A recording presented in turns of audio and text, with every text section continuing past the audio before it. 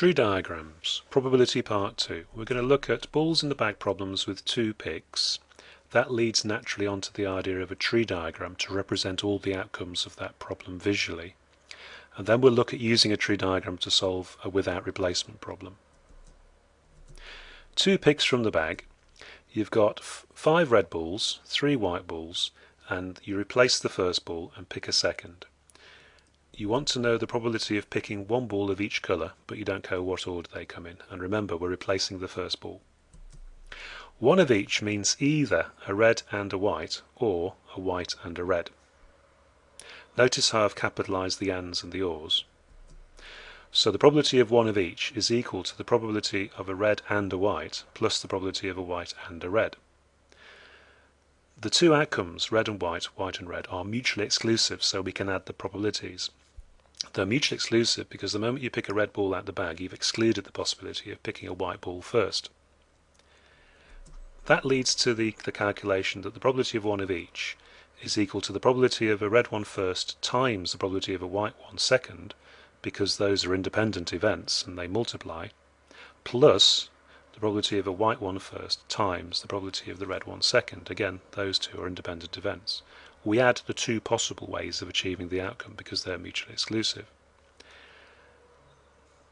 Now there's a much easier way of keeping track of the calculation using a visual aid called a tree diagram. You also get questions on the exam paper involving filling in tree diagrams, so you have to know how to draw them even if you find the other way easier. Trees have branches, so we represent the first pick as a branch leading to a red outcome and a white outcome. Against each twig on the branch we draw the probabilities associated with those outcomes. So the probability of getting a red one is 5/8 and the probability of getting a white one is 3/8. Now the red outcome itself branches to show you the outcomes of the second pick, and it just so happens the probabilities are the same. Notice how the probabilities on each of the branches adds up to 8/8 or 1. That's a rule of tree diagrams. Something has to happen when you pick a ball out the bag. Going back in time to the beginning and picking the white outcome first, that also has a branch that leads to the possible second outcomes, and again the probabilities are the same because we're putting the first ball back. So now we've got a tree diagram labelled with probabilities on the twigs. The probabilities add up to 1 on each branch, and it just so happens that the probability of the outcome red and red can be obtained by multiplying the probabilities along the tree diagram, the path that leads to the red and red outcome. So that's 5/8 times 5/8 is 25/64. In the same way, the probability of the red and white outcome is gained by multiplying 5/8 times 3/8 to give 15/64. The probability of the white and red outcome is gained by multiplying the 3/8 times the 5/8 to give the 15/64. And the probability of the white and white outcome is given by 3/8 times 3/8, the path through the tree diagram that leads to the two white outcomes. You'll notice that all the fractions over 64 do actually add up to 64/64. This tree diagram shows a complete picture of all the possible outcomes of our two-pick experiment. Now for filling in a diagram like that on a GCSE paper, you'd typically get 3 marks or something like that. It would depend on how much they left out of the diagram. They would draw the basic diagram for you. Now, suppose we want to use this diagram to answer the original question, what's the probability of getting one ball of each colour? We can see that there are two paths that give rise to the two desired outcomes.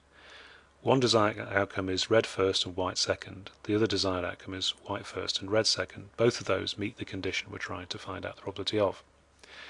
Because those two paths are mutually exclusive, if you pick one path you can't pick the other path. We can add up the probabilities associated with each of those paths, and that leads to the same sum we had in the last section, 15/64 plus 15/64. That's equal to 30/64, and that cancels down at the end to 15/32. So that's how you can use a tree diagram to see visually which paths add up to give you the outcome that you're trying to find. We can summarize 3 rules of tree diagrams. The probabilities on each branch add to 1. You multiply the probabilities along the path to obtain the probability of that particular outcome. and different paths are mutually exclusive, so you can add up the probabilities associated with them. Here's a without replacement problem. Again, we have a red and a white. Again, we have 5 red balls and 3 white balls. But now on the first pick, instead of putting the ball back in the bag and shaking it again, we're going to leave the ball out. So the red outcome branches to the second pick outcomes consistent with having a red ball first. Now, what's the probability of getting a red ball on the second pick if you've already had one on the first pick and haven't put it back? Well, the answer is there's going to be one less ball and there's going to be one less red ball, so it's 4/7. By the first rule of tree diagrams, the white probability must be 3/7, and it is anyway because there are 3 white balls left. Going back in time to the beginning and picking the white outcome leads to our second branch given the white outcome first. Now on this occasion, what's the probability of getting a red ball? Well, there are still 5 red balls left, but now there are 7 balls, so it's 5/7. By the first rule of tree diagrams, that gives 2/7 for the other side of the tree. Now we can work out the probability associated with each of the outcomes in the same way we did for the first tree diagram. And there they all are. Again, they should add up to 56 out of 56.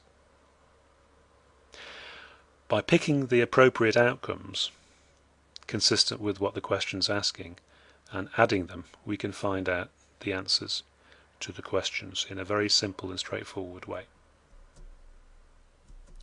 Here's a problem for you to do which is actually a bit harder, and the solution is available after I've stated the problem. So you may need to pause the video to give yourself time to work out the solution. You've got 9 blue balls, 7 green balls. It's a 2-pick experiment and there's no replacement. So the tree diagram pattern is going to look something like that.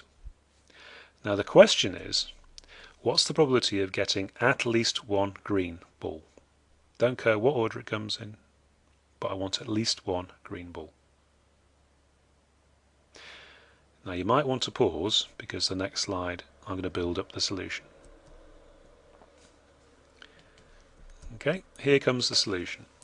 We got 9 blues, 7 greens, and we want the probability of at least 1 green. Let's analyze that statement a bit. Let's label the tree diagram first. These are my probabilities on the tree diagram. Just picking the blue-green route, I got 9/16 plus 7/15. So the probability of a blue then a green is 9/16 times 7/15 in the usual way. Now let's analyse my at least 1 green. At least 1 green means the probability of a blue then a green plus the probability of a green then a blue plus the probability of a green and a green, because at least 1 green is consistent with having 2 greens. So that's the blue-green path, the green-blue path, and the green-green path. If I work out the probabilities associated with each of those paths by multiplying the probabilities along the path, I end up with a sum like this. Quite a big fraction, this one. But it cancels down to 7/10. Now, there is another way of solving that question. I can say the probability of getting at least 1 green one is 1 minus the probability of getting 2 blue ones, because that's the only outcome which doesn't have a green ball. So I can then save myself a bit of work by working out that's 1 minus 72 over 240 by multiplying the 9/16 by the 8/15. And then I can subtract the 3/10 that cancels down to from 1, and that gives me 7/10 for the desired outcome. So sometimes there are quick ways of finding the outcomes depending on how many outcomes are left. Now, there is a worksheet to download with plenty of tree diagram questions on, and that's me finished.